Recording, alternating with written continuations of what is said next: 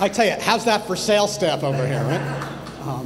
So Gust aside, my name is David S. Rose, and I am first and foremost an entrepreneur. I've started over half a dozen companies in my life, my first one at about the age of 10, my most recent one being Gust.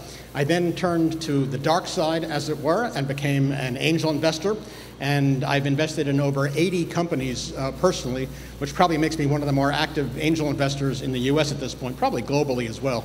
I then started founding an angel group. So I founded New York Angels, which is the largest and most active angel investment group in New York, and one of the most active in the country. And also I teach. I teach entrepreneurship. I teach how to pitch a VC to get money, how to pitch VCs and angels so that entrepreneurs can get money out of the investors' pocketbooks. My YouTube video on that has been seen about 700,000 times, I know by a number of people here in the audience. But one of the other things that I do in terms of teaching is I founded the entrepreneurship program at Singularity University. How many people here have heard of Singularity University? Raise your hand.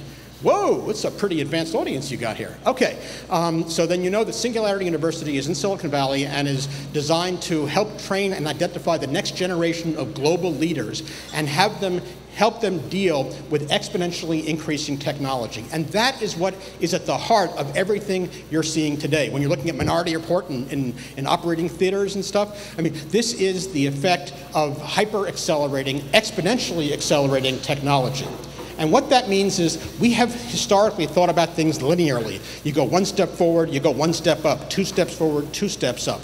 And that's the way our minds are engaged to think. That's our natural heuristics. But what's actually happening is that technology is doubling. It's doubling Moore's Law, transistors on a chip, doubling every 18 months. But all kinds of technology are doubling. The power of technology is doubling. The cost of technology is halving. And the extent to which technology is now being a part of everything, whether it's fashion, as you've seen, or education, or medical devices, is also doubling. The result of all this is that the world as we know it is completely changing. And among the things that this is affecting, of course, are startups. So what does it mean? It means that when I started my first tech company in New York, it took us $20 million in venture capital to get to the shipment of our internet product. My second company only took $2 million in venture capital. That's an order of magnitude difference. When I became an angel investor, my first angel deal took only $200,000 in angel money to get the internet product shipped. That's another order of magnitude drop. New York Angels invested in a deal a couple of years ago that's now one of the world's largest media stock footage companies. When they came to us, they had $20,000 invested in the company. We wrote a check as angels for $500,000. They haven't taken a penny since, and they're profitable. 20 million, 2 million, 200,000, 20,000. That's another order of magnitude drop. My daughter is an entrepreneur in her spare time. She's starting companies. She has an idea for a company. She goes out and goes to crowdsourcing, finds a local development team in Brooklyn or in Bucharest to code it for her. The cost for coding a website to get up and running, $2,000. Another order of magnitude drop. This is an incredible change. So what all this means is the following. The combination of dropping costs lets anybody who is an entrepreneur finally express that and get a company started. It means that you're no longer limited to being in Silicon Valley or New York. You can be anywhere in the world, as we're seeing. So you have now, if you think about the population of entrepreneurs, what percentage of people out there are entrepreneurs? 10%? 5%? 1%? If even 1% of the population are natural entrepreneurs, as you've seen here on stage today, and we're heading to a global population of 10 billion people out there, that's 100 million entrepreneurs at any given time, which is an extraordinary number of people. And now look around the audience here at the people who are investing, angel investors. Historically, you had to be Bill Gates or Warren Buffett to make an investment in these startup companies when it took 20 million bucks. But now that you're talking about tens of thousands, hundreds of thousands, virtually anybody who is successful can become an angel investor. And if you figure that even 1% of the world can be an investor in this new technology coming from the person next door, all of a sudden, that's another 100 million investors across 100 million entrepreneurs. And that's the kind of stuff that Gust is enabling.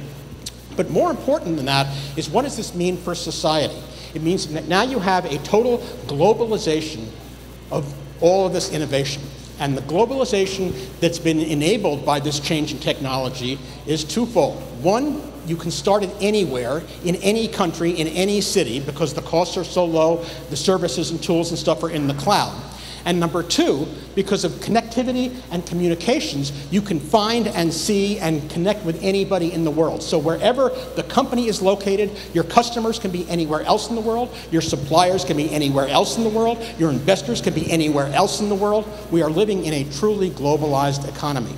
And in that area, that's why the rise of accelerators has been so important.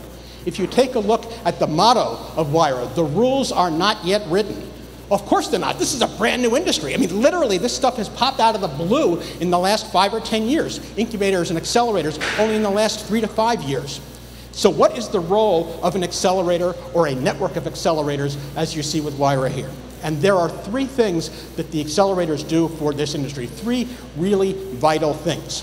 One of them is training, then mentoring. They provide existing entrepreneurs, successful business people who can help the startups that you've just seen perfect their business models, think through what they're doing, and shave off some of the learning experiences that they went through before. Training is really critical. Number 2, what they do is networks through connections. Well, I was talking to a number of the companies here who are in the Wayra portfolio who have been introduced to people at Telefonica, people at other kinds of companies. The network that Wayra has got is truly unbelievable and is an enormous boon to these companies. But there's another really important factor, and the third, I think, most important factor for these accelerators and groups like Wayra, and that is curation. If you're in a world of 100 million entrepreneurs out there in every country in the world, how are you going to find the good ones? How are you going to find the really great companies?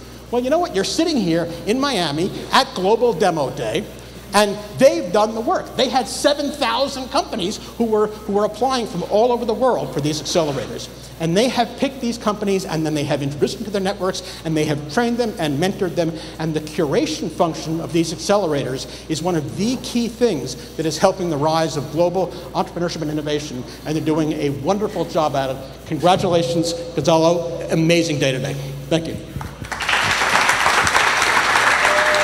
Thank you very much.